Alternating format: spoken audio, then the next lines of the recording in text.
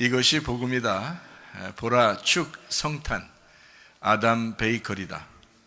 예수님 탄생 아담의 빵집 아담 베이커리. 누가복음 2장 4절 말씀입니다. 요셉도 다윗의 집 족속이므로 갈릴리 나사렛 동네에서 유대를 향하여 베들레헴이라 하는 다윗의 동네로 했습니다. 복음은 구약의 복음은 이사야 53장 5절 말씀입니다. 주님이 찔리신 것은 우리 허물 때문이요 주님이 상하신 것은 우리 죄악 때문입니다. 주님이 징계를 받음으로 우리가 평화를 누리게 되었고 주님이 채찍에 맞음으로 우리가 나음을 얻게 되었습니다. 그렇게 주님이 오셨습니다. 고린도서 6장 2절 말씀 보니까 보라 지금이라 했죠. 은혜 받는 것도 구원 받는 것도 지금입니다. 그러니까 과거에 주님이 오셨지만 그러나 지금 우리에게 은혜가 되고 그것이 우리에게 지금 구원이 된다, 이런 말씀입니다. 늘 우리에게는 지금만 있는 거죠. 영이신 하나님에게도 늘 지금만 있습니다. 그러니까 여러분과 저에게 늘 지금 우리와 함께 하시는 예수님, 임마누엘 되신 예수님, 예수님 이름이 구원자, 회복자, 치료자가 되십니다. 그런데 그 이름이 임마누엘이라고도 했습니다. 임마누엘은 하나님이 우리와 영원히 함께 하신다, 이런 말씀이거든요. 뭘로 함께 하겠어요? 성령님으로 함께 하십니다. 그래서 지금 성령님으로 우리와 함께 하시는 예수님, 이것이 임마누엘입니다. 임마누엘 되신 예수님, 우리와 함께 하신다. 성탄, 그러면 바로 임마누엘 되신 예수님이 우리와 함께 하신다. 또 우리와 같이 있으려고 오셨다. 이것을 성탄이라고 말하는 것입니다. 우리가 구원받는 것은 마음에 믿고 입으로 고백함으로 구원받습니다. 믿음의 결론이 뭐라고요? 영혼의 구원받는 겁니다. 그러니까 우리가 한번 믿었다, 이것으로 만족하는 것이 아니라 사실 마음에 믿고 입으로 고백함으로써 늘 우리 마음속에 날마다 나 자신은 죽고 예수 그리스도가 우리의 주인 되시고 우리의 왕 되시는 것을 인정하는, 그것이 바로 구원이고요, 그 회개고 거듭남입니다. 그러므로 우리가 예수 그리스도의 성탄이라고 하는 것은 나를 죽이러 오신 예수님, 그리고 예수가 부활하시러 오신 예수님, 그러니까 예수님은 나 때문에 죽으시고 부활하셨다. 그러므로 부활절과 성탄절은 같은 것이다, 이런 말이죠. 유월절과 성탄절은 같은 것이다. 그리고 성탄이라고 하는 것은 오순절과 또 같습니다. 이것은 이제 두 개의 물줄기라고 그랬죠. 이른 비와 늦은 비, 이렇게 해서 하나는 성탄절, 하나는 오순절, 이렇게 해서 하나는 예수님이 오시는 거고요, 하나는 성령님이 오시는 것이다. 자, 누가복음 2장 4절 말씀입니다. 자, 베들레헴이라 하는 다윗의 동네로 가서 아이를 낳아야 된다. 왜 하필 베들레헴일까 하는 겁니다. 이게 축성탄이거든요. 베들레헴에 가서 아이를 낳을 수밖에 없다. 베들레헴이라는 뜻이 무슨 뜻일까요? 베들레헴, 떡집입니다. 우리말로 말하면 떡집이고요, 서양 말로 말하면 빵집입니다.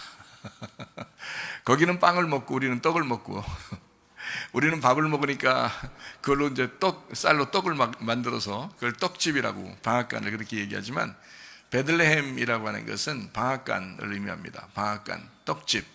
우리나라는 떡집이고 다른 나라는 빵집입니다. 빵집이요. 그러니까 베들레헴에서 굳이 나셔야 된다라고 하는 것은 빵하고 연결되어 있다는 겁니다. 그렇죠? 성탄절이라고 하는 것은 빵하고 연결되어 있다. 그래서 여러분이 오늘은 뭘 먹는 날이에요? 빵을 먹는 날입니다. 빵을 먹어야 되는 날이에요. 오늘날이에요. 그러니까 오늘날 우리가 빵을 좀 먹어야 되겠다. 이게 베들레헴입니다. 베들레헴, 빵집에서 태어나신 우리 주님, 예수님이 태어나신 아담의 빵집. 예수님이 왜 오셔야 되나요? 누구 때문에 오신 거예요? 나 때문에 오신 겁니다. 먼저는 누구 때문에 오셨죠? 우리 알기도 전에 예수님이 오셔야 되는 이유요? 창세기 3장에 보면 아담과 하와가 선악과를 먹고 난 다음에 범죄하죠. 그리고 죽을 수밖에 없어진 사람이 됐습니다. 그래서 이제 하나님이 자기 아들을 이 땅에 보내야 되겠다라고 이제 결심하신 거거든요. 그리고서 이제 오시게 된 거예요. 그러니까 예수님이 오신다라고 하는 것은 어떤 의미를 가지고 있는 겁니다. 왜 오실 수밖에 없는가? 아담 때문에요. 아담 때문에 오시잖아요. 그러니까 우리는 특별히 빵집을 골라도 어디 빵집을 골라야 돼요? 아담의 빵집을 골라야 되겠죠? 왜냐면 아담 때문에 오신 예수님이니까. 그렇잖아요? 가만히 생각해 보셔요, 우리가. 아담 때문에 오신 빵이 되신 예수님. 그래서 아담의 빵집에 굳이 오셔야만 해서 베들레헴에 태어나실 수밖에 없는 분. 그분이 바로 예수님이십니다. 그래서 아담 베이커리, 축성탄 아담 베이커리. 아담이라고 하는 이 단어가 어떤 의미를 가지고 있다고 했어요. 아라는 말은 하나님이라는 단어입니다. 담이라는 말은 피라는 단어입니다. 그래서 하나님의 피, 이게 아담이에요. 그러니까 빵은 빵인데 뭘로 만들어져야 된다는 거예요? 하나님의 피로 만들어진 빵이 돼야 된다. 자, 아담 베이커리는 하나님의 피로 만들어진 빵이 나오는 곳이어야 된다. 이런 의미입니다. 하나님의 피가 우리에게 떨어지면 우리에게 뭘 주죠? 사망을 가져와요? 생명을 가져와요? 생명을 가져와요. 그래서 생명의 빵이 나오는 곳이다. 생명의 빵이 나오는 곳 베들레헴, 아담 베이커리. 하나님의 생명, 하나님의 피를 흘리는 곳 아담 베이커리, 생명의 빵이 나오는 곳이다. 아담 베이커리에서 주님은 성탄하셨습니다. 아담의 베이커리에서 태어나신 주님이시다. 베들레헴. 자, 제가 왜 그렇게 말씀하는지 이해가 되시겠어요? 이건 성경적입니다. 이건 성경의 말씀입니다. 누가복음 2장 4절 말씀이요. 베들레헴에 태어났다. 이거 빵집입니다. 분명히 빵집. 자, 아담 베이커리입니다. 아담 때문에 오실 수밖에 없는, 오셔야만 하는 아담 베이커리에서 하나님의 피로 버무린 빵을 만드는 곳. 예수님이 구유에 태어납니다. 왜 구유에 태어났을까요? 너희들이 먹어야 된다는 겁니다. 구유는 사람이 밥그릇으로 사용하는 데예요? 아니면은 짐승이 밥그릇으로 사용하는 거예요? 구유가 짐승이 밥그릇으로 사용하는 것입니다. 일부러 사람의 밥그릇이 아니고 짐승의 밥그릇에 일부러 태어나신 하나님, 왜 그랬을까요? 짐승 같은 너희들이 나를 먹어야 돼. 내가 거기 누울 테니 너희들이 나를 먹거라. 그것이 구유에서 태어나신 예수님의 본 마음입니다. 예수님의 마음. 내가 구유에 누울 테니 너희들이 나를 먹거라. 짐승 같은 너희들아, 나 먹고 사람 되라. 마늘 먹고 사람 되라가 아니라 생명의 빵을 먹고 사람 좀 되거라. 짐승 같은 너희들아. 자, 오늘 이후로부터 여러분 짐승처럼 살지 말고 진짜 아담 베이커리에서, 이 베들레헴에서 구유에 누이신 예수 그리스도를 먹으시고 사람 되시기를 바랍니다. 참 사람 되시기를 바랍니다. 그게 교회입니다. 베들레헴 교회, 아담의 베이커리, 아담의 빵집, 생명의 빵이 나오는 곳, 교회입니다. 사도행전 20장 28절 말씀입니다. 여러분은 자기를 위하여 또는 온 양떼를 위하여 삼가라. 성령이 그들 가운데 여러분을 감독자로 삼고 하나님이 자기 피로 사신 교회를 보살피게 하셨느니라. 자, 교회는 어떻게 생겨났다고요? 하나님의 피로 사신 교회다. 피로 세운 교회다. 예수 피로 세운 예수님의 몸, 예수 피로 세운, 하나님의 피로 세운 예수님의 몸, 빵, 몸, 빵. 예수님의 피로 세운, 하나님의 피로 세운 교회. 그냥 세워진 교회가 아닙니다. 여러분이 교회를 사랑해야 할 이유입니다. 하나님은 여러분 교회 사랑하는 사람을 자기를 사랑한다고 인정하는 거예요. 하나님이 자기 피로 샀기 때문에. 교회 사랑하다가 주님 만나시기를 바랍니다. 요한복음 6장 35절 말씀입니다. 예수께서 이르시되 나는 생명의 빵이니 내게 오는 자는 결코 줄이지 아니할 터이요 나를 믿는 자는 영원히 목마르지 아니하리라. 생명의 빵, 생명의 몸, 교회를 의미하죠. 예수님을 말합니다.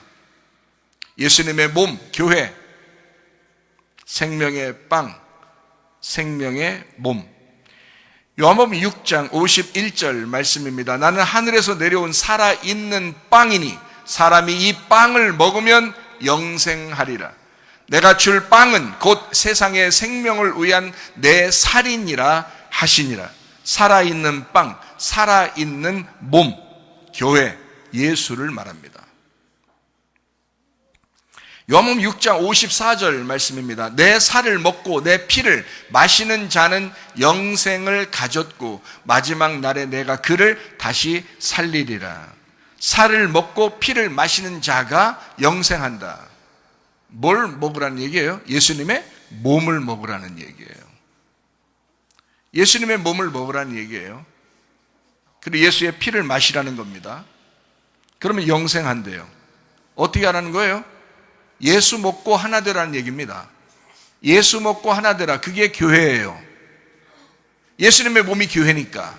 이해가 되시겠어요? 우리가 예수 먹고 하나 되라는 거예요. 여러분은 자기를 먼저 생각하는 사람이 있습니까? 아니면 교회를 먼저 생각하는 사람이 있습니까? 주님의 몸된 교회라고 잘 생각 안 되죠. 늘 자기가 먼저 생각되죠. 그러면 여러분 예수 믿는 것이 아닙니다. 예수 믿는 사람은 예수의 몸을 먼저 생각합니다. 예수님의 살과 피를 먼저 먹는 것을 생각합니다. 예수의 살과 피를 먹고 마심으로써 영생한 사람이 함께 모입니다. 또 예수의 살과 피를 먹고 싶어서 모이는 겁니다. 그게 바로 교회예요. 그리스도의 몸, 그리스도의 빵이다. 예수. 예수를 먹고 하나 되라. 다시 말하면 교회 되라. 이 말입니다. 교회 되거라.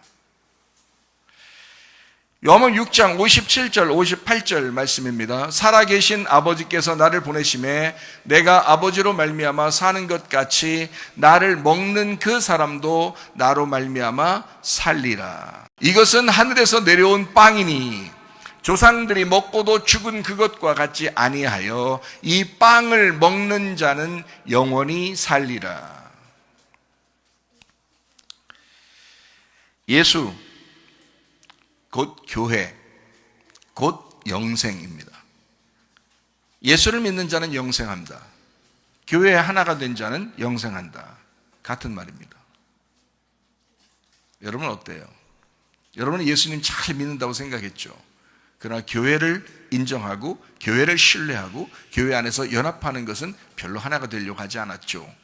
그러면 예수 믿는 것이 아닙니다. 예수가 영생이고 교회가 영생입니다. 그래서 하나님의 비밀은 그리스도라고 그러고 그리스도의 비밀은 교회라고 말하는 것입니다. 예수님은 교회 때문에 이 땅에 오신 겁니다. 성탄 성탄 아무리 외쳐보세요. 아무리 할렐루야 아무리 임마누엘 아무리 외쳐보세요. 그리스도의 교회를 사랑하지 않는 자는 주님의 성탄이 그 안에 임하지 않습니다. 그러나 교회를 사랑하는 자는 주님의 성탄이 그 안에 있는 것입니다. 이미 주님과 우리가 하나가 된 것입니다. 교회가 되거라. 너희가 나를 먹으면 하나가 될 것이다. 너희가 나를 먹고 영생하거라. 너희가 나를 먹고 교회가 되거라. 이 말입니다. 요한복음 6장 63절 말씀입니다.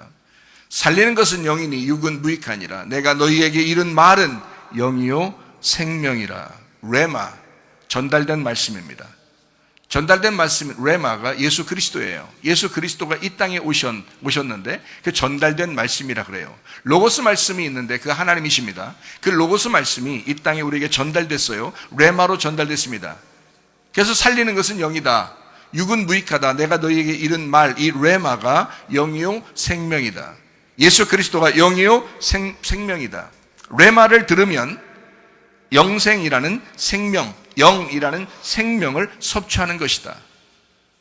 레마라고 하는 말씀을 들으면 예수 그리스도가 이 땅에 오셨다. 그 말씀을 너희가 가만히 있어서 영생하는 게 아니야. 가만히 있어서 영과 생명을 얻는 게 아니야. 이 말씀을 들으면 그 말씀이 들릴 때 그 영이 되고 생명으로 섭취가 된다는 것입니다. 뭘로 여러분 예수를 먹을 수 있겠어요? 여러분, 예수님은 살과 피를, 자기의 살과 자기의 피를 먹고 마셔야겠는데 우린 뭘로 먹고 마시겠어요? 말씀을 들음으로, 뇌마라는 말씀을 들음으로 그 영과 생명을 섭취하는 것입니다. 그렇게 들으니까 하나가 되는 거예요. 그렇게 말씀을 귀 기울여서 말씀에 집중하고 말씀을 신중하게 듣는 사람들이, 그런 사람들이 교회를 사랑하게 돼 있고요, 주님을 사랑하는 것이고요, 교회 안에서 연합하게 돼 있습니다. 이해가 되십니까? 그렇지 않으려고 하는 사람들은 여전히 자기 뜻대로 살려고 그래요. 내 뜻대로 마옵시고 아버지의 원대로 되기를 원하나이다. 예수 그리스도가 그렇게 고백하며 기도했듯이 여러분과 저도 그렇게 기도하시기를 바랍니다. 요한복음 6장 68절 말씀입니다. 시몬 베드로가 대답하되 주여 영생의 말씀이 주께 있사오니 우리가 누구에게로 가오리이까? 예수님을 말합니다. 영생의 말씀, 영생의 레마가 여기에 있는데, 영생의 레마가 주님께 있는데 우리가 누구에게로 가겠습니까?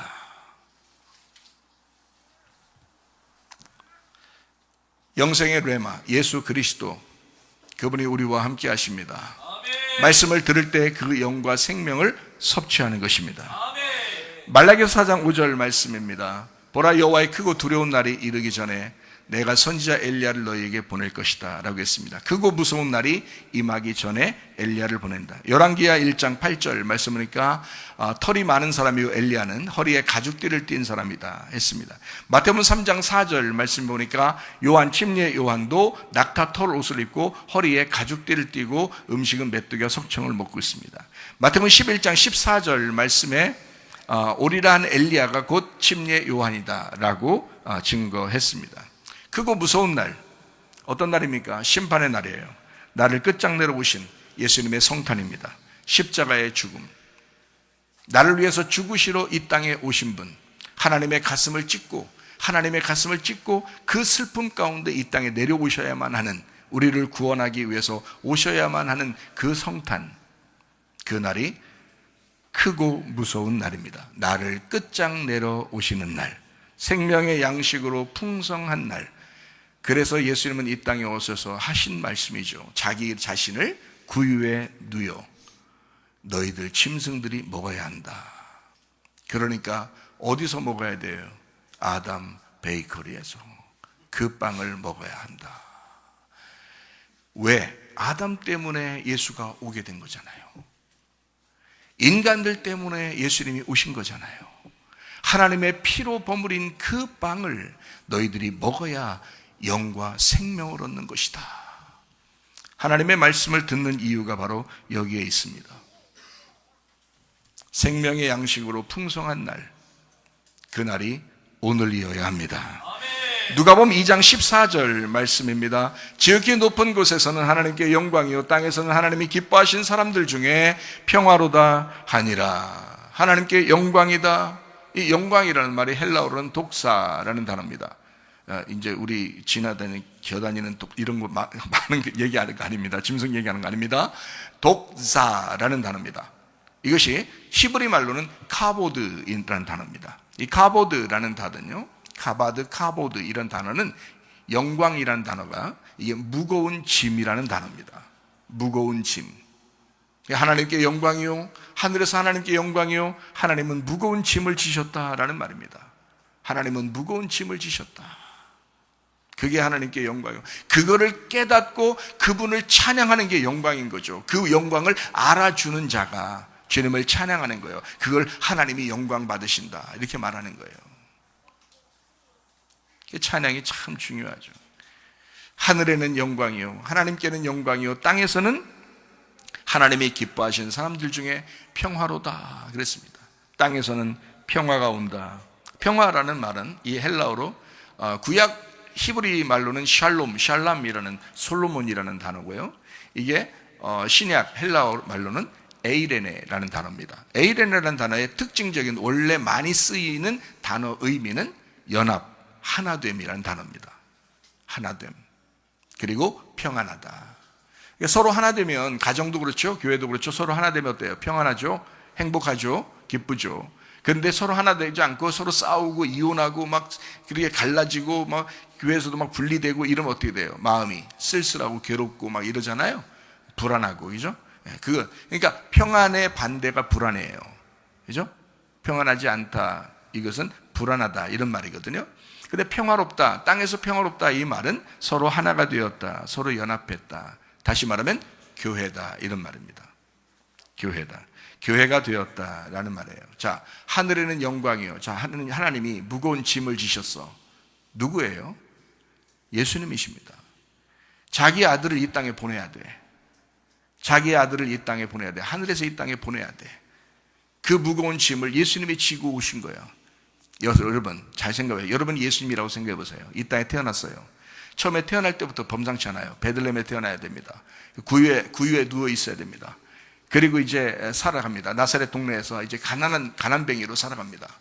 그리고 이제 자라나서 어느 날 이제 주의 아버지의 일을 이제 할 때쯤 돼서는 그때 돼서 이제 광야에 나가서 아버지의 일을 이제 감당하게 됩니다. 그리고 자기는 십자가 못 박혀 죽어야 됩니다. 자, 태어나서 죽을 때까지 여러분 한 번이라도 호탕하게 웃고 싶은 마음이 있었겠어요? 여러분이 예수라면 한 번이라도 웃으면서 다닐 수 있었겠냐고요.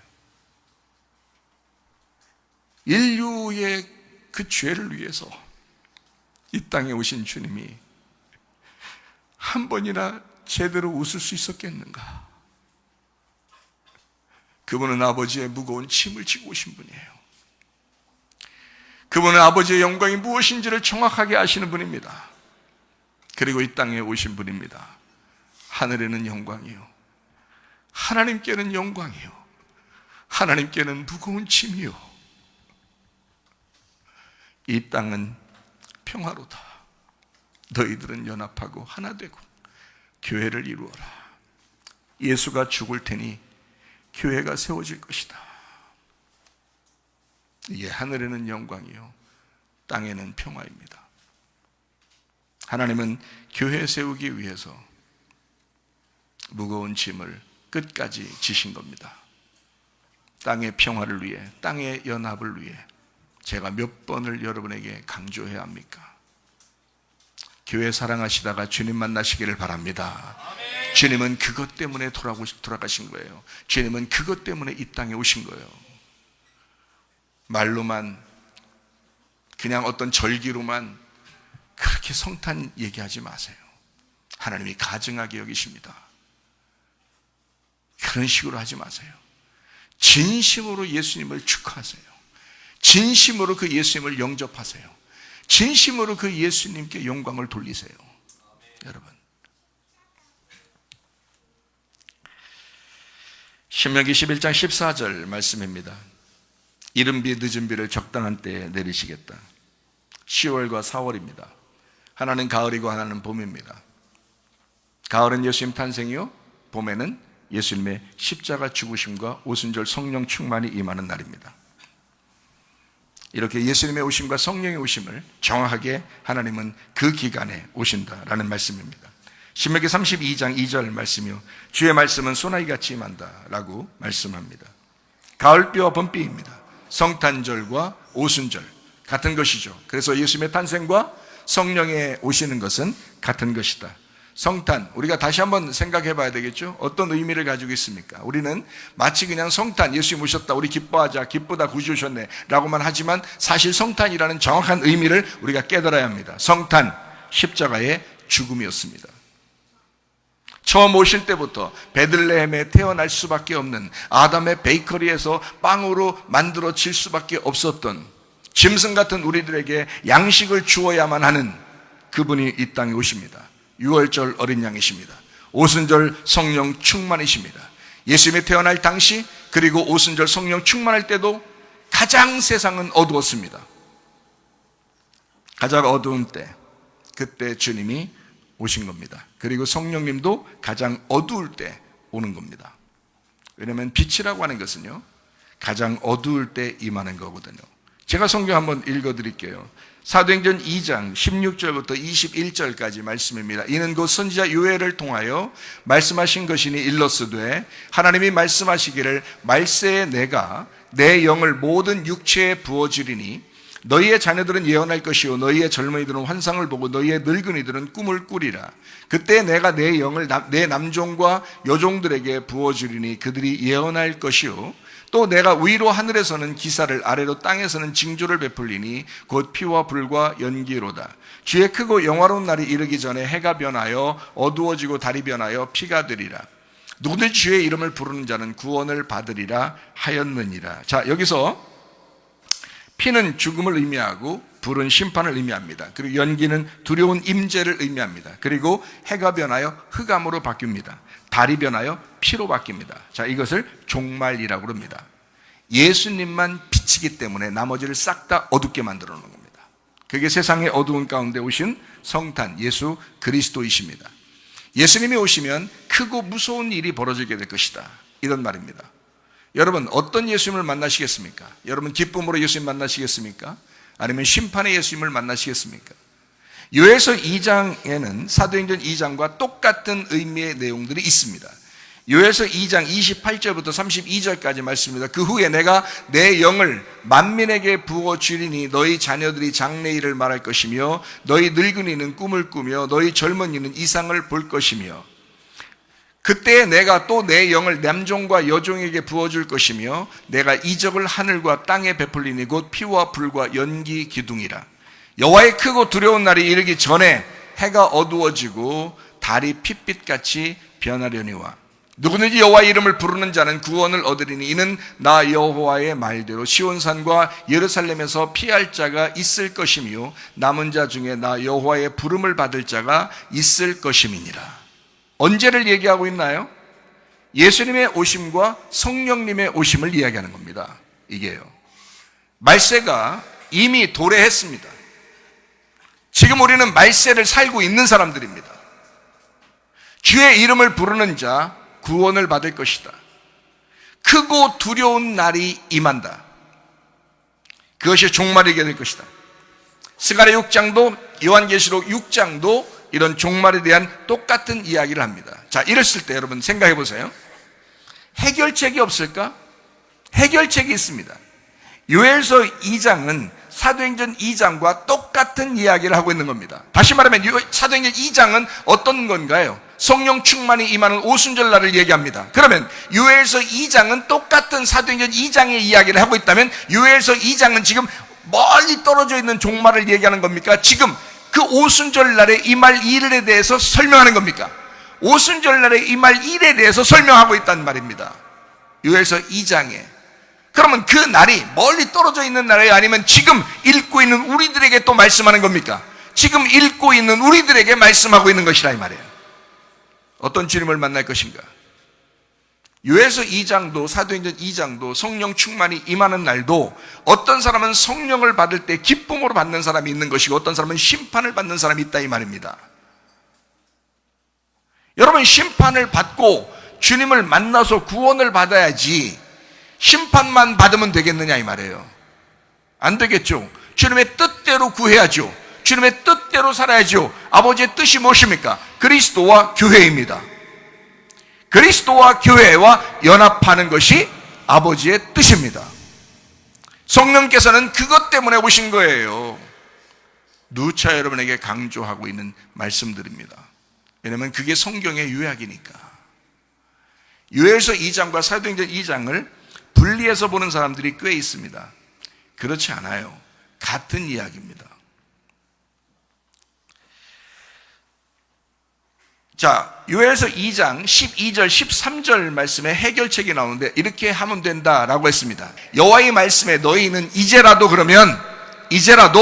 금식하고 울며 애통하고 마음을 다하여 내게로 돌아오라 하셨나니 너희는 옷을 찢지 말고 마음을 찢고 너희 하나님 여호와께로 돌아올지어다. 그는 은혜로우시며 자비로우시며 노하기를 더디하시며 인애가 크시사 뜻을 돌이켜 재앙을 내리지 아니하시나니 라고 되어 있습니다. 자, 어떤 사람에게요? 마음 찢는 사람에게. 옷을 찢지 말고 괜히 흉내내지 말고 마음을 찢는 사람에게 우리 하나님은 사랑이 많으신 하나님이시다. 그 사람을 돌보고 보호할 것이다, 이런 말이죠. 어때요? 해결책입니다. 금식하고 울며 애통하며 주께 돌아와라. 옷을 찢지 말고 마음을 찢어라. 여러분, 어떤 마음으로 성탄을 맞이하십니까? 어떤 마음으로 주님을 맞이하실 것입니까? 어떤 마음으로 성령님을 영접하실 것입니까? 마음을 찢고 애통하고. 지금 시대를 보세요. 여러분, 지금 이 시대를 보세요. 웃음이 나옵니까? 지금 이 시대에 웃음이 나옵니까? 예수 그리스도를 영접하시기 바랍니다. 사도행전 2장 36절부터 40절까지 말씀입니다. 이때 성령 충만이 임하는 날입니다. 성령 받고 말씀을 증거할 때 이 이야기가 나오는 겁니다. 사도행전 2장에 그런즉 이스라엘 온 집은 확실히 알지니 너희가 십자가에 못 박은 이 예수를 하나님이 주와 그리스도가 되게 하셨느니라 하니라. 그들이 이 말을 듣고 마음에 찔려 베드로와 다른 사도들에게 물어 이르되 형제들아 우리가 어찌할꼬 하거늘. 베드로가 이르되 너희가 회개하여 각각 예수 그리스도의 이름으로 침례를 받고 죄 사함을 받으라. 그리하면 성령의 선물을 받으리니 이 약속은 너희와 너희 자녀와 모든 먼데 사람 곧 주 우리 하나님이 얼마든지 부르시는 자들에게 하신 것이라 하고 또 여러 말로 확증하며 권하여 이르되 너희가 이 패역한 세대에서 구원을 받으라 하니. 이렇게 되어 있습니다. 우리가 어찌할꼬 회개하라. 예수의 이름으로 침례를 받아라. 그러면 성령의 선물을 받게 될 것이다. 사악한 세대로부터 너희가 구원을 받아야 된다. 그리고 이어서 예루살렘 초대교회가 시작되는 겁니다. 사도행전 2장에 이 말씀이 나오고 그리고 교회가 시작되는 겁니다. 어때요? 지금 여러분과 저는 너무 편하게 교회 다니고 있는 것은 아닌가? 뭣도 모르고 교회 다니고 있는 것은 아닌가? 예수 그리스도의 죽음이 있었기 때문에 우리가 지금 모여서 예배하고 있는 것입니다. 성탄은 십자가의 죽음이었습니다. 처음부터 베들레헴이었어요. 처음부터 주님은 우리에게 먹잇감으로 오신 것입니다. 그분은 유월절 어린 양, 오순절 성령 충만, 우리에게 온통 자기를 주시려고 이 땅에 오신 예수 그리스도, 그리고 그분의 영 성령. 가장 어두울 때, 가장 내가 죄인이라고 느낄 때 애통하며 통회하는 자들에게, 그 슬픔이 있는 자들에게 주님은 찾아오시는 겁니다. 여러분, 진짜 예수님 한번 영접해 보시지 않겠습니까? 정말 내 가슴을 찢고, 옷을 찢지 말고 가슴을 찢어라. 그 마음을 찢고 예수를 영접해라. 진짜 예수를 한번 영접해봐라. 예수가 너의 주인 되도록, 너희의 가정의 주인 되도록, 너희의 왕이 되도록, 너희의 가정의 왕이 되도록 한번 영접해봐라. 그게 진정한 성탄절이다. 누가복음 2장 4절 읽고 마치도록 하겠습니다. 요셉도 다윗의 집 족속이므로 갈릴리 나사렛 동네에서 유대를 향하여 베들레헴이라 하는 다윗의 동네로, 베들레헴 빵집 아담 베이커리에서 탄생하신 주님, 하나님의 피로 버무린 빵, 예수님은 그렇게 우리에게 말씀합니다. 나를 먹어라. 나를 먹어야 한다. 나를 굳이 먹어야 한다. 내가 기꺼이 너를 위해 죽을 테니 너는 살아라.